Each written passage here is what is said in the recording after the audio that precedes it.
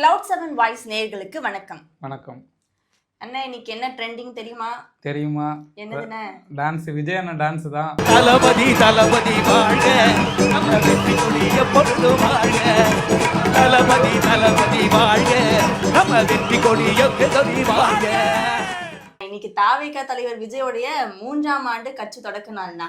ஆமாண்ணா. மக்கள் பிரச்சனைய பேசுவாருன்னா இப்படி டான்ஸ் ஆடிட்டு இருக்காரு. சினிமால மட்டும் ஒன் லாஸ்ட் டான்ஸ் இல்ல, பொலிட்டிக்கல்லயும் ஒன் லாஸ்ட் டான்ஸ். அதுதானே இப்ப சோசியல் மீடியால போட்டு ட்ரெண்ட் பண்ணிட்டு இருக்காங்க. விஜய்க்கு ஒவ்வொரு பாட்டு போட்டு வைரல் ஆக்கிட்டு இருக்காங்க.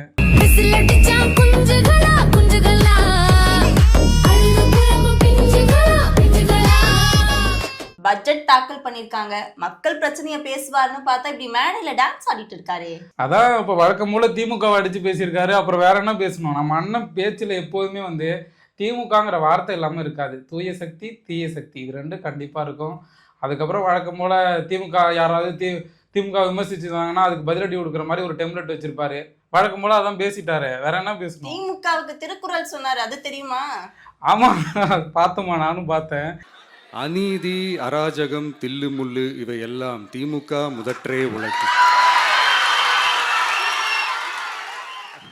தில்லு முள்ளு, அராஜகம், முதற்றே உலகெல்லாம் திருவள்ளுவர் இருந்து 2 வரி எடுத்துக்கிட்டாரு. நல்லா அவரு தான் எழுதியிருப்பாருன்னு நினைக்கிறேன். அது திருக்குறளை போட்டு இதை எழுதியவர் உங்கள் விஜய் அப்படின்னு போட போறாங்க. அப்படி அவரு எழுதியிருப்பாருன்னு சொல்றது நான் ஏத்துக்க மாட்டேன். எழுதி கொடுத்திருப்பாங்க, அது ரொம்ப அழகா சொல்லியிருப்பாரு. ஆனா இங்க பிரச்சனை அது கிடையாது. 3 வருஷம் ஆயிடுச்சு கட்சியை தொடங்கி. மக்கள் பிரச்சனையை எப்பதான் பேசுவாரு? கட்சி தொடங்கினப்பவே தீய சக்தின்னு திமுகவை அப்பயே தாக்கிதான் பேசினாரு. பாஜகவையும் விமர்சனம் பண்ணாரு. இந்த தடவை அதிமுகவையும் விமர்சனம் பண்ணி பேசியிருக்காரு. ஆனா மக்கள் பிரச்சனையை பேசலையே. மக்களுக்காக ஒரு கட்சியை தொடங்கினாரு. மக்கள் பிரச்சனையை பேசாம இந்த மேடையிலயும் டான்ஸ் ஆடுறது, தீய சக்தி நாங்க தான் ஜெயிப்போம்னா எப்படி ஜெயிப்பாங்க? மக்கள் பிரச்சனையை பேசணும்ல. அம்மா, அதுதாம்மா அவரோட டெம்ப்ளேட்டு. மாநாடு நடந்துச்சு, ஓகேவா? விஜய் நிறைய பேசினாரு. அதுல மக்கள் பிரச்சனையை பத்தி பேசினாரா? இல்ல. அதுக்கப்புறம் அடுத்த மாநாடு நடந்துச்சு, அதுல மக்கள் பிரச்சனையை பத்தி பேசினாரா? திமுகவை எதிர்த்துதான் பேசுறாரு. அதுதான், அது மட்டும் கிடையாது. அடுத்து இப்ப பரப்புரை, எல்லா இடத்துலயுமே பரப்புரை போறாரு வராரு. அங்கேயும் என்ன பண்றாரு? திமுக மட்டும்தான் அவர் விமர்சிச்சு பேசுறாரு தவிர எந்த இடத்துலயுமே. அவர் கட்சி ஆரம்பிச்சதே திமுகவுக்கு எதிராக பேசணும் அப்படிங்கிறதுக்காக தான். அதுவும் அவரா ஆரம்பிச்சாரா இல்ல யாராவது இறக்கி விட்டாங்களான்னு தெரியல. திமுகவை எதிர்க்கதான் கட்சி ஆரம்பிச்சாரு. ஆனா அவருடைய ரோல் மாடல் யார் தெரியுமா? யாருமா? கலைஞர் கருணாநிதி தான். அவரா? ஆமா. எப்படி சொல்ற? நம்ம எல்லாரும் அரசியல் தலைவர்கள் பேட்டி கொடுத்து பார்த்திருப்போம். ஒரு நெறியாளர் போய் பேட்டி எடுத்து நாங்க இவங்களை பேட்டி எடுத்தோம்னு ஒரு காணொலி வாயிலா பார்ப்போம். ஆனா தாவேகா தலைவர் விஜய் விஷயத்துல எல்லாமே புதுசாதான் இருக்கும். NDTV சேர்ந்த நெறியாளர்கள் வந்து விஜய பேட்டி எடுக்கிறதுக்காக அவரோட இடத்துக்கே போய் பேட்டி எடுத்திருக்காங்க. இல்ல, அது நானும் கேள்விப்பட்டேன். பேட்டி எடுத்தவங்களை பேட்டி எடுத்து போடுற ஒரே இது இப்பதான் கேள்விப்படுறேன். அதாவது விஜய் வந்து NDTV நிருபர் வந்து பேட்டி எடுத்திருக்காங்க. பேட்டி அவர் என்ன பேசியிருக்காருங்கிறதெல்லாம் சரி பேட்டி எடுத்திருக்காரு போல, அந்த வீடியோக்குள்ள டைட்டில் தமிழ் எல்லாம் போட்டிருப்பாங்க. உள்ளார போய் பார்த்தா அது விஜய் பேசியிருப்பாரு, இல்லை விஜய் பேசின பார்த்துருப்பான்னு பார்த்தா அந்த பேட்டி எடுத்து அவரோட பேட்டி எடுத்து போடுறாங்க. அதாவது விஜய் என்ன பேசினாரு அப்படிங்கிறத ஒரு நிருபர் தான் சொல்லி நமக்கு தெரிய வருது. நான்லாம் விஜய் பேட்டி கொடுத்துட்டாருன்னு சொன்ன உடனே போன்ல எல்லா இடத்துலயும் சர்ச் பண்றேன், எங்க கொடுத்துருக்காரு, எந்த டிவி கொடுத்துருக்காருன்ட்டு. கடைசியில தான் தெரியுது பேட்டி ஆஃப் த கேமரால தான் நடந்திருக்குன்ட்டு. அது வந்து தியேட்டர்ல மட்டும் ஆன் ஸ்கிரீன்ல பேசுவாரு. மற்ற இடத்துல மக்கள் பிரச்சனையை பேசுறது இல்லை வேற ஏதாவது பேசுறதுன்னா ஆஃப் கேமராவுக்கு போயிடுவாரு. எத்தனை சக்திகள் எத்தனை பேர் வந்தாலும் திமுகவை வீழ்த்துறதுக்கு மாபெரும் மக்கள் சக்தியான நம்மளால மட்டும்தான் முடியும். இப்ப ஒரு பேட்டி எடுக்கிறாங்க, மக்கள் பிரச்சனைய அந்த இடத்துலயாவது அவர் சொல்லலாம். ஏன்னா அது ரெக்கார்ட்ல தானே போயிட்டு இருக்கு. நான் இதுக்காக பண்றேன், இதுக்காக நான் அரசியலுக்கு வந்திருக்கேன் அப்படின்ட்டு ஏதாவது ஒரு விளக்கம். அவருக்கு பிடிக்கலன்னா கூட இந்த கொஸ்டினை கேட்காதீங்க அப்படின்னு சொல்லி அவரால் மறுத்துட முடியும். ஏன்னா ஒரு சேனலுக்கு கூட அவர் எந்த ஒரு பேட்டியுமே கொடுத்தது கிடையாது. அதனால இப்போ ஒரு எக்ஸ்க்ளூசிவான ஒரு பேட்டி வருது அப்படின்னா அது TRP லெவல்லையும் அவங்களுக்கு இன்க்ரீஸ் ஆகும். ஸோ யார் எடுக்க போறாங்களோ அவங்களே அவருக்கான வேல்யூவை தான் கேட்பாங்க. அவருக்கு பிடிக்கலன்னா அது பண்ண மாட்டாங்க. இவ்வளவு விஷயம் இருந்தும் நேரடியா பேட்டி கொடுக்காம அவர் இதுதான் சொன்னாரு அப்படின்னு எழுதி போடுற அளவுக்கு ஒரு விஷயம் நடந்திருக்கு. இப்படி இருக்கிறவரு எப்படி நாளைக்கு முதலமைச்சர் ஆன பிறகு மக்களை சந்திப்பாரு, மக்களுடைய பிரச்சனையை பேசுவாரு அப்படின்னு ஒரு பெரிய கேள்விக்குறி வருது இல்ல? கண்டிப்பா. இப்போ வந்து விஜய் அரசியலுக்கு வர்றத நம்ம வரவேற்கிறோம் தான். இப்போ நீங்க என்ன அவர் வரக்கூடாதுன்னு சொல்றீங்க? இல்ல, வரவேற்கிறோம் தான். ஆனா அவர் எந்த இடத்துல மக்கள் பிரச்சனையை பேசியிருக்காருன்னு பாத்தீங்கன்னா எங்கேயுமே கிடையாது. NDTV இதுலயுமே வந்து திமுக மட்டும்தான் அடிச்சு பேசியிருக்காரு. எந்த இடத்துலயும் வந்து மக்களுக்காக நான் இதை பண்றேன் இந்த பிரச்சனை இருக்குன்னு கூட சொல்றாரு. ஆனா அந்த பிரச்சனையை எப்படி சரி பண்ண போகிறேன், எப்படி நான் வந்து அதுக்கு சொல்யூஷன் தர போகிறேன், அதுக்கு என்ன திட்டங்கள் வச்சுருக்கோம் அப்படிங்கிறத விஜய் ஒரு இடத்துல கூட சொல்லலை. அதுதான் இப்போ வந்து இன்னும் அவரை வந்து ஒரு தலைவராக ஏற்றுக்க மக்கள் மறுக்கிறாங்க. ஆனா இப்ப வரைக்குமே அவர் 234 தொகுதியிலும் வேட்பாளரை கூட நிக்க வைக்க முடியாது விஜய் அப்படின்னு சொல்லி ஒரு நிறைய விமர்சனம் இருக்கு.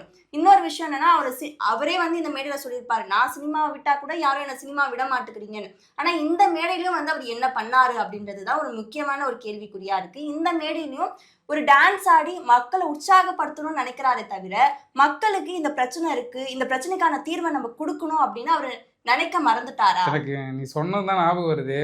அவர் வந்து விஜய் வந்து கீழே உட்காந்துருப்பாரு, வேல்முருகன் சிங்கர் வேல்முருகன் வந்து ஒரு பாட்டு பாடுவார், முருகன் பாட்டு பாடுவார். ஓகேவா, முருகன் பாட்டு பாடிட்டு இருக்கும்போது திடீர்னு வந்து அழகிய தமிழ் மகனே அப்படின்னு பாடிடுவார். பாடினோடனே விஜய்க்கு வந்து ஒரு மாதிரி சந்தோஷமானே அவரும் நல்லா வைப் ஆகிட்டார். எல்லாருமே ஆதவர்ஜினா கொண்டு சிரிக்க ஆரம்பிச்சிட்டாங்க. அவர் பாடினோடனே ஏன்னா இப்போது அந்த முருகன் பாட்டை வந்து அவர் தலைவராக கொண்டாடுறதுல விஜய் வந்து ரொம்ப இதாக இருக்கார். நான் தலைவன், நான் முதல்வர் ஆகணும் அப்படிங்கிற ஆசை வந்து விஜய்க்கு இருக்கிறதே நல்லாவே தெரியுது. ஆனால் அது மக்களுக்கு பண்ணுறதுல அந்த இது இல்லை, அந்த ஈடுபாடு இருக்க மாட்டேதுன்னு நினைக்கிறேன். அவர் வந்தால் மக்களுக்கு பண்ணக்கூடிய ஆளாக எனக்கு தெரியல. ஏன்னா அவர் இப்போவுமே ரசிகர்களாக தான் அங்கே உள்ள ஆடியன்ஸ் எல்லாமே அவர் பேச விசில் அடித்து கத்துறாங்க, கை தட்டுறாங்க. எதுவுமே வந்து இதை நமக்கு சொல்கிறாங்க அப்படின்னு யோசிக்க வைக்கிற மாதிரி, சிந்திக்க வைக்கிற மாதிரி எந்த ஒரு இதுவுமே கிடையாது. பரமனின் திருமகனே, அழகிய தமிழ் மகனே, காண்பதெல்லாம் உனது முகம், அது ஆறுமுகம். நான் பேசுனதை எல்லாம் ரசிக்கிறாங்க, என்ஜாய் பண்ணுறாங்க. அப்போ மக்கள்லாம் நமக்கு ஓட்டு போட்டுருவாங்க, நம்ம வந்து மக்களுக்கு நம்பிக்கை இருக்குது நம்ம மேலே அப்படிங்கிற கான்செப்டில் தான் விஜயோட எல்லா நடவடிக்கையும் இது வரைக்கும் மாநாட்டில் ஆரம்பித்து இந்த 3 வருஷத்தில் விஜயோட எல்லா ஆக்ஷன்ஸுமே வந்து மக்களுக்கு பண்ணுறதை பற்றியோ இல்லை மக்களுக்கு தீர்த்து வைக்க போகிறோங்கிறதுல வந்து அவர் வந்து குறிக்கோளாக இல்லைன்னு தான் தோணுது. அவரோட ஒரே குறிக்கோள் முதல்வர் ஆகணும். அதானம்மா ஓட்டு போடுற அன்னைக்கு ஓட்டர் ஐடியை கையில் எடுத்துக்கிட்டு ஒவ்வொரு வீட்டில் இருக்கிற ஒவ்வொரு விஜயும்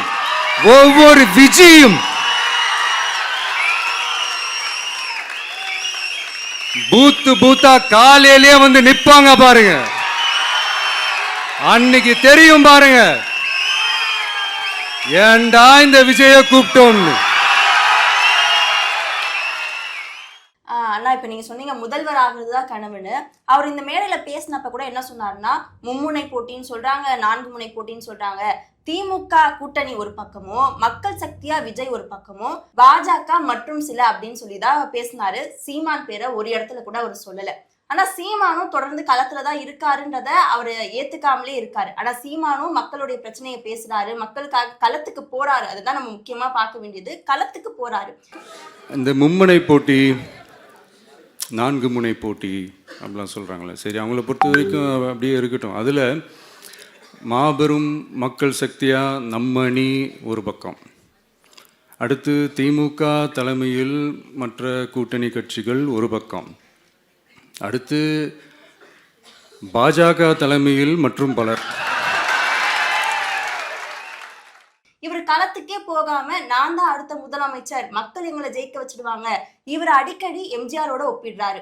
எம்ஜிஆரையும் கலாய்ச்சாங்க, எம்ஜிஆரையும் விமர்சனம் பண்றாங்க, அதே வாய்தான் என்னையும் விமர்சனம் பண்ணுது அப்படின்னு சொல்றாங்க. ஆனா எம்ஜிஆர் களத்துக்கு வந்தாரு, இவரு களத்துக்கு வரல. இதுதான் இவர் 2 பேருக்கும் இருக்கிற ஒரு வித்தியாசமா நான் பாக்குறேன். இந்த விஜய்க்கு என்ன அனுபவம் இருக்குது, எம்ஜிஆர் அவர்களுக்கு எவ்வளோ அனுபவம் இருக்குது தெரியுமா? 52லேருந்து 72 வரைக்கும் அந்த 20 இயர்ஸ் திமுகவில் இருந்த ஒரு அரசியல் அனுபவம் எவ்வளோ இருக்குது தெரியுமா? விஜய்க்கு என்ன பெரிய அனுபவம் இருக்குதுன்னு கேட்டால் அதே வாய் தான் அன்னைக்கு எம்ஜிஆர் அவர்களை பார்த்து. எம்ஜிஆருக்கும் இதுதான் நடந்துச்சுன்னு அவர் சொல்றாரு. ஆனா எம்ஜிஆர் களத்துக்கு போனாருங்கிறத அவர் எந்த இடத்துலயுமே மென்ஷன் பண்ணல. எம்ஜிஆருக்கு பேசணுமா, எம்ஜிஆரையும் திமுக இப்படிதான் பேசினாங்க ஆரம்பத்துல, இப்பயும் என்ன இப்படி பேசுறாங்க அப்படிங்கிறத அவர் சொல்லிட்டு இருக்காரு. தவிர அவருக்கு நான் களத்துக்கு போறேன், நான் போய் மக்களை சந்திக்கிறேன், மக்களுக்கான குறைகளை நான் தெரிஞ்சுக்கிறேன் அப்படிங்கிறதுல அவர் இல்லை. அவருக்குன்னு ஒரு டீம் பின்னாடி இருக்காங்க, அந்த டீம் போய் மக்களை சந்திக்குமா, அதுவும் சந்திக்கிறாங்களான்னு தெரியல. இப்ப தேர்தலுக்காக அறிக்கையோட ரெடி பண்ணிட்டு இருக்காங்க. மக்கள் வேட்பாளர்கள் இல்லாம தேர்தல் அறிக்கைக்கு போகுதா அப்படின்ற ஒரு சில விமர்சனங்களும் வந்துட்டு இருக்கு. அப்புறம் முக்கியமா வந்து இப்போ வந்து மத்திய பட்ஜெட் தாக்கல் பண்ணியிருக்காங்க. வழக்கம் போல இந்த தடவை தமிழ்நாட்டுக்கு அநீதி தான் அளிச்சிருக்காங்க. ஏன்னா தமிழ்நாட்டுக்கான எந்த நிதியுமே ஒதுக்கல. இன்னமா அநீதி அழிச்சிருக்காங்க தானே? ஆமாண்ணா, அநீதி தான். இது என்னன்னா, தேர்தல் வர இருக்கு, இப்பயாவது பாஜக தமிழ்நாட்டுக்கு நிறைய ஒரு அதிரடியான அறிவிப்புகளா ஆமா, கொடுத்து தமிழ்நாட்டிலும் தாமரை மலரத்துக்கான ஒரு வழி செய்வாங்கன்னு பார்த்தேன். இன்னொரு விஷயம், காஞ்சிபுரம் புடவை கட்டிட்டு தான் பட்ஜெட் தாக்கல் பண்ணவே வந்திருக்காங்க. அதனால தமிழ்நாட்டுடைய பாசம் ஈரம் எல்லாம் இருக்கும்னு நினைச்சோம். ஆனா அதுலயும் அநீதி தான். அதுவும் இல்லையா? தமிழ்நாட்டை சுத்தமா கண்டுக்கல. இதுக்கு எல்லாருமே எதிர்ப்பு தெரிவிச்சாங்க. இதுல கூட தாவேகா தலைவர் விஜய் ஒரு அறிக்கை கூட விடலனா. எதுக்காக இப்போ வரைக்கும் பாஜகவை எதுக்க மாட்டாருன்னு தெரியல. ஆனா ஜனநாயகனுக்காக பதுங்கி இருக்காருன்னு மட்டும் நல்லா தெரியுது. ஆனா அவருதான் மேடையில எனக்கு அழுத்தமே இல்லைன்னு சொன்னாரு. அது மட்டும் இல்லாம ஜனநாயகன் படம் ரிலீஸ் ஆகாதுன்னு அவருக்கு முன்னாடி தெரியுமா? நீ சொல்ற மாதிரி ஜனநாயகன் வந்து இப்போ ரிலீஸ் ஆகாம இருக்குதுல, இது கூட அவருக்கு வந்து பாசிட்டிவா தான் முடியும். இந்த சிம்பதியை வச்சு ஓட்டு வாங்கிடலாம், நம்ம தலைவருக்கு எவ்வளோ தடைகள் வருது பாருங்க, கண்டிப்பா நம்ம தலைவர் ஜெயிக்க வைக்கணும் அப்படின்னு இந்த ரசிகர்கள்லாம் ஓட்டு போட்டுருவாங்கன்னு அவர் நம்பிட்டு இருக்காரு. நடக்குமாங்கிறத வந்து பொறுத்திருந்து தான் பார்க்கணும். கரூர்ல 3 நாளைக்கு அப்புறம் ஒரு வீடியோ போட்டார்ல சார், அந்த மாதிரி இருக்கும் போல. அல்ல, அதுக்கும் ஏதாவது வீடியோ போடுவார்னு நினைச்ச ஜனநாயகனுக்கும் சரி இதுக்கும் வீடியோ போட்டோம்னா நம்மள வீடியோ கால் விஜய்னு பேச ஆரம்பிச்சிருவாங்கன்னு சொல்லிட்டு தான் சைலண்டா இருக்காரு போல. சரி, நான் இப்ப ஆக மொத்தம் கடைசி 3 நாளா டாக் ஆஃப் த டாபிக்கே விஜய் தான். ஏன்னா NDTVக்கு பேட்டி கொடுத்தாரு, மத்திய பட்ஜெட் தாக்கல் செஞ்சாங்க, தாவேகா கட்சியோடைய 3ஆம் ஆண்டு தொடக்க விழா அப்படின்னு சொல்லிட்டு எல்லாமே விஜயை சுத்தி ஒரு விஜயோடைய டாபிக்காக தான் இருக்கு. இதனால அவர் என்ன நினைக்கிறாரு, நம்ம தான்ப்பா டாபிக், என்ன வச்சு என்ன வேணாலும் பண்ணிக்கோங்க அப்படின்ற மைண்ட் செட்டுக்கு அவர் வந்துட்டாருன்னு நினைக்கிறேன். ஆனா அவருக்கு கள நிலவரம் என்னன்றதுதான் தெரியல. களத்துல நிறைய பிரச்சனை இருக்கு. இப்ப 3ஆம் ஆண்டு மாநாடாவது நடத்துவாங்கல்ல? ஆமா, மாநாடு நடக்கிறதுக்குள்ள எலெக்ஷனே வந்துருமா.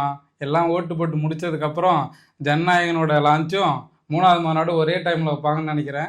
அதுக்கப்புறம் ஒரு கட்சி நடத்துவாரான்றதே நம்ம எதிர்பார்க்கணும். அதுதான், அது வந்து 2.0 விஜய் வந்து மறுபடியும் சினிமாவுக்கு வருவாரா இல்ல மறுபடியும் அரசியல் இருப்பாராங்கிறது வந்து புரியாத புதிர் தான். வெயிட் பண்ணி பார்ப்போம். சரி, தேர்தல் வரப்போது, களத்துல இருப்பாருன்னு நம்புவோம், பார்க்கலாம்.